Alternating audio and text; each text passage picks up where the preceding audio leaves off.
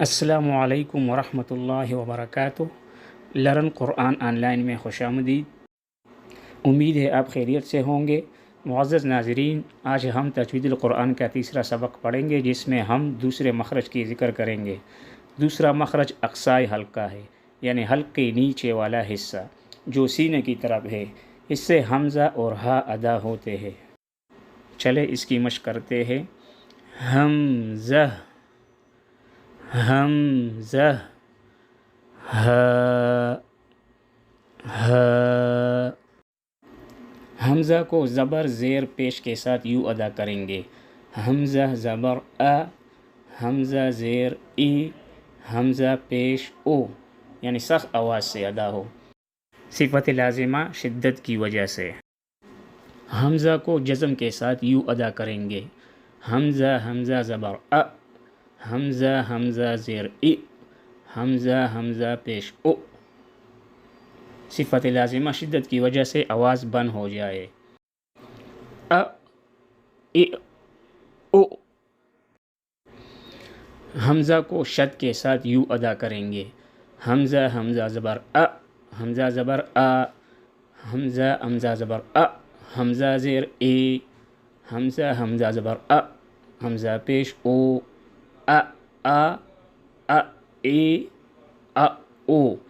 شدت کی وجہ سے آواز بند، پھر جاری: ا، آ، ا، ای، ا، او۔ ہا کو کیسے ادا کریں گے؟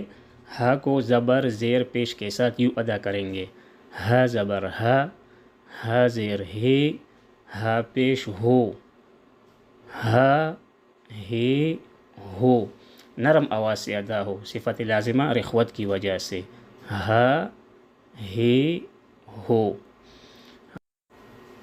ہا کو جزم کے ساتھ یوں ادا کریں گے: حمزہ ہا زبر آہ، حمزہ ہا زیر اہ، حمزہ ہا پیش اوہ، آہ، اہ، اوہ۔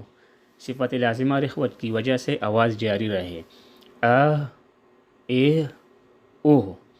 ہا کو شد کے ساتھ یوں ادا کریں گے: حمزہ ہا زبر آہ، ہا زبر ہا، آہ، ہا، حمزہ ہا زبر آہ، ہا زیر ہے، آہ، ہے، حمزہ ہا زبر آہ، ہا پیش ہو، آہ، ہو۔